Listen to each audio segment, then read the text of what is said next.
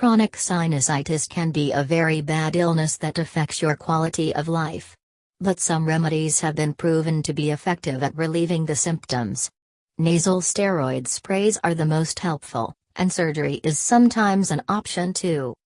Having a stuffy nose for a short time is quite normal and is usually unproblematic. But things become more unpleasant if it is hard to breathe through your nose over a longer period of time and you feel pain or pressure in your face. These kinds of symptoms are often caused by chronic inflammation of the sinuses, chronic sinusitis.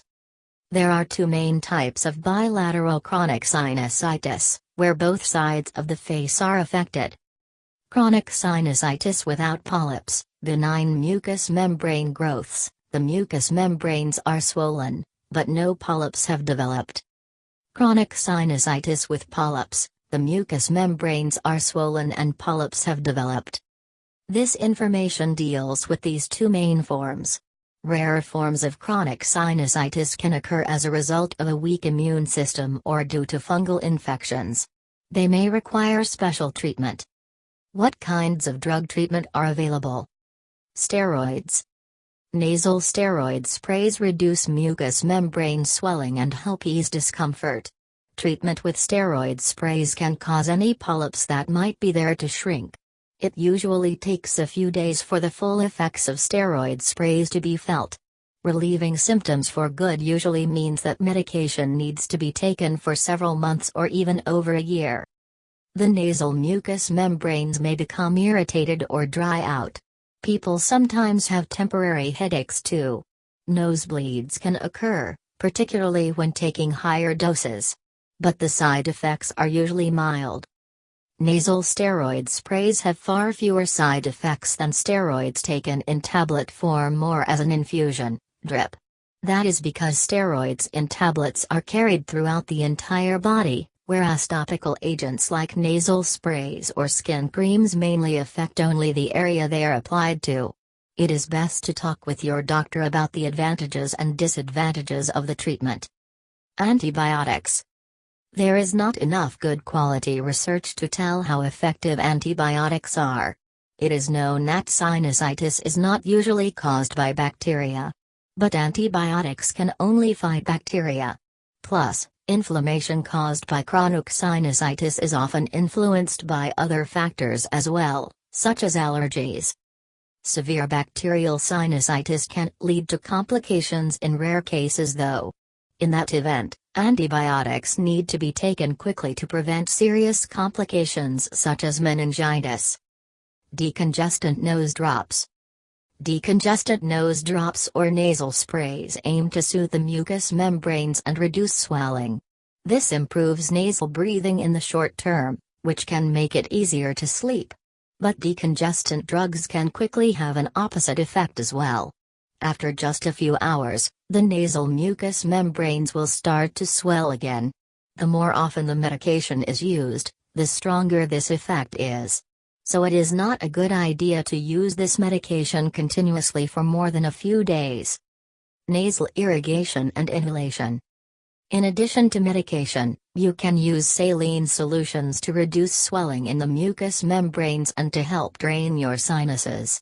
Saline solutions are available as prepackaged nasal sprays. To relieve symptoms, you can also try rinsing your nose with salt water. Heating water and inhaling the steam is another option. Some people like to add chamomile or peppermint. But there is not enough scientific research on saline solutions or steam inhalation to say for sure how effective they are. Painkillers. Some medications may not be able to make you healthy faster, but they can relieve the pain.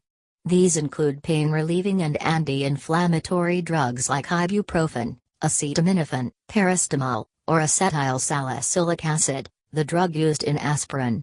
But some people have an intolerance to aspirin. It might make their chronic sinusitis worse, or even trigger asthma attacks.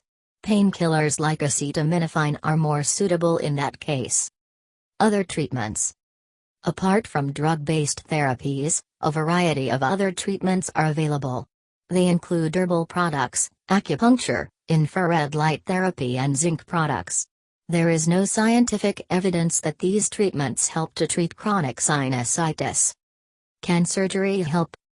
Some people decide to have surgery, especially if the symptoms are very severe and medication alone does not provide enough or long-lasting relief. One common type of surgery is a procedure that expands narrowed passageways in the paranasal sinuses. Mucous membrane growths, polyps, and inflamed parts of the mucous membrane are also removed. This operation is called functional endoscopic sinus surgery, FESS.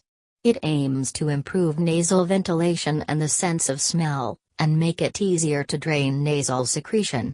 During the procedure, the narrowed sinus passageways are expanded using small instruments inserted via a tube, endoscope. Unfortunately, only few good quality studies have looked into what long-term effect FESS has on symptoms. There is also no conclusive information about whether surgery can be an alternative to treatment with steroids or antibiotics. Surgery is an option if steroid sprays and other treatments have not provided enough relief.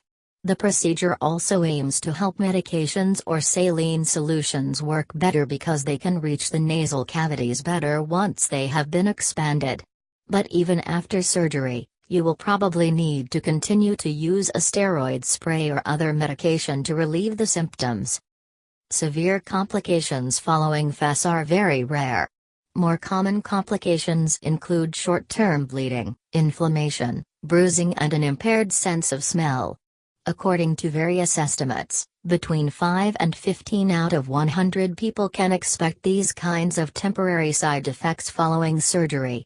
Your nose is often stuffed up for several days after the procedure and scabs may form, but this gets better quickly.